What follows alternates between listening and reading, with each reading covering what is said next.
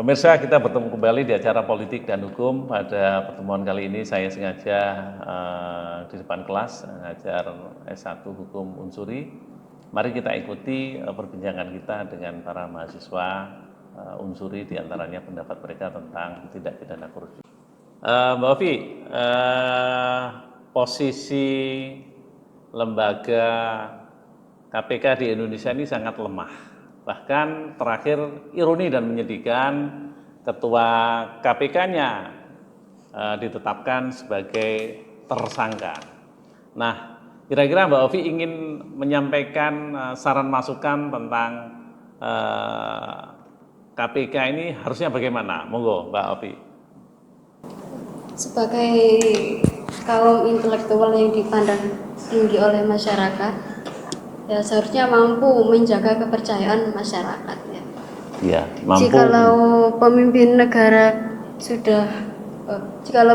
negara itu mampu menjaga kepercayaan masyarakat dengan berkata jujur dan enggak menyalahgunakan wewenangnya, mungkin masyarakat Indonesia ya percaya, Pak.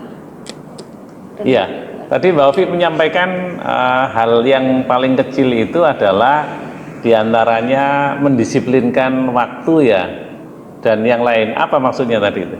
Mendisiplinkan waktu yang dimaksud itu kayak contoh sederhananya itu kayak kita janjian jam 7 malam tapi datangnya jam 8 malam.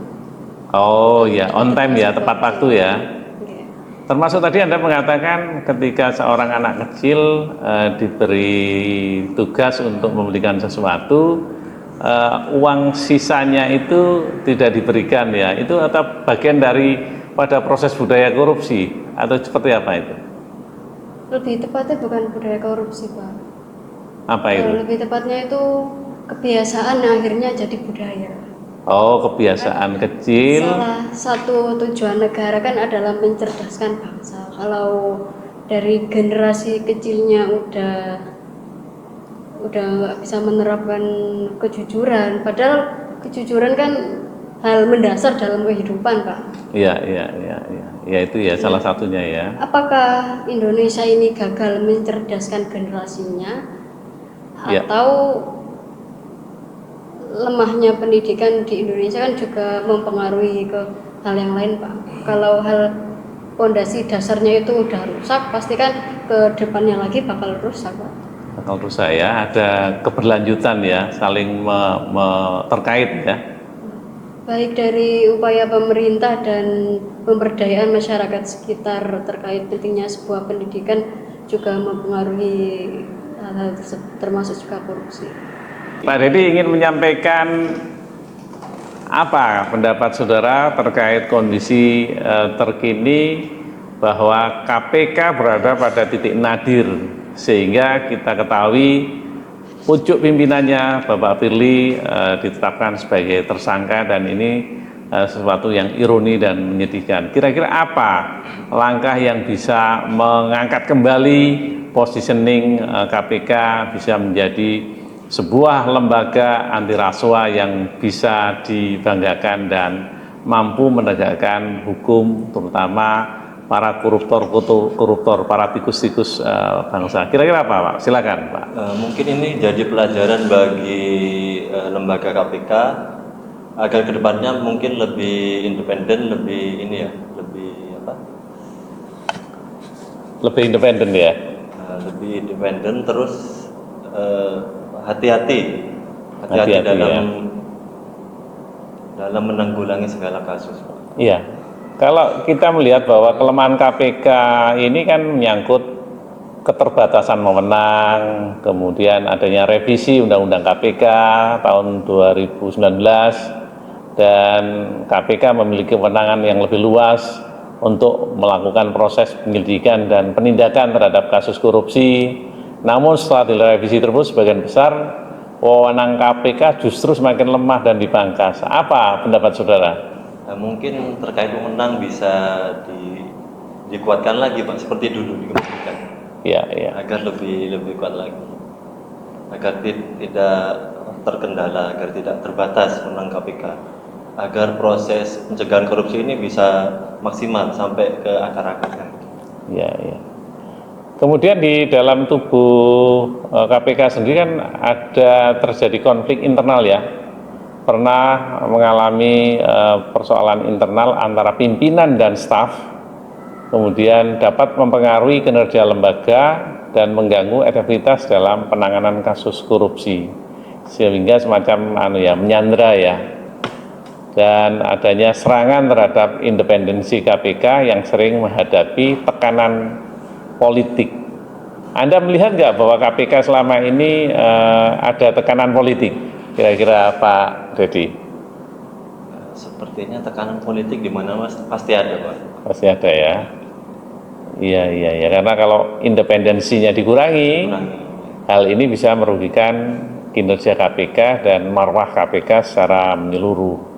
Tetapi Anda mungkin ingin membuat perbandingan dengan KPK misalnya di negara lain, misalnya di Malaysia, atau Anda punya semacam pemikiran, oh harusnya seperti ini, kira-kira apa untuk melihat memimpikan sebuah KPK ke depan yang lebih optimal, apa Pak Dedi? Kalau menurut saya ya kita mulai dari pribadi kita sebagai masyarakat mungkin Pak. Mungkin kita lebih disiplin, lebih memperkuat agama gitu Pak, agar kita bisa mencegah hal-hal yang berbau korupsi.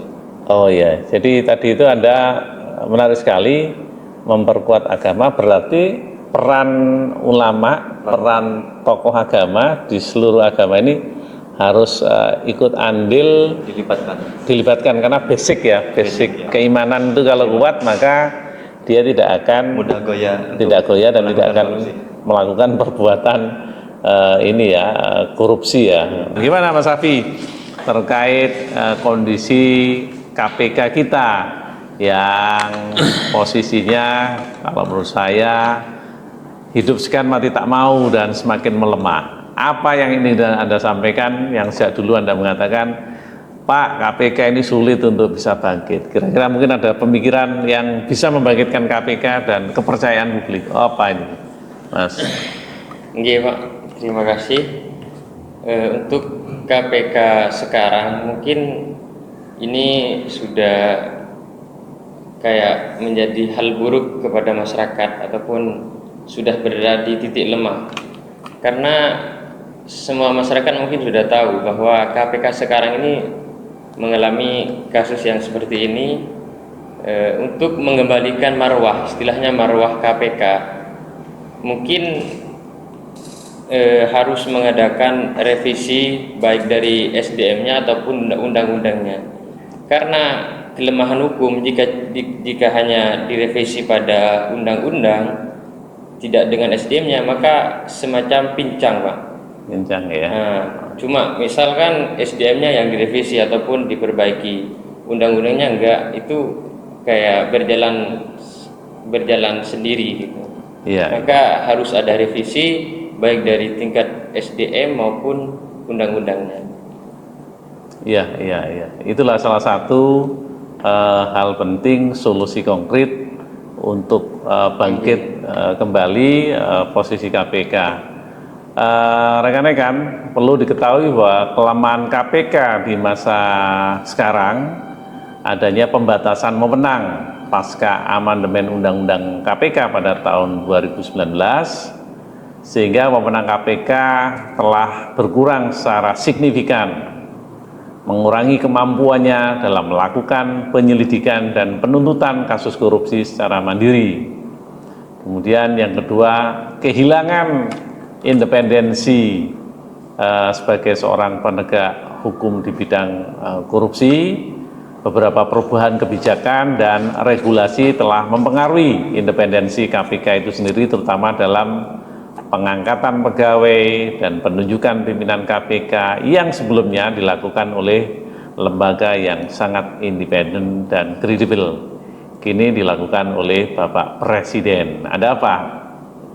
Yang ketiga, kurangnya dukungan politik, terutama adanya perubahan politik dan opini yang bervariasi terkait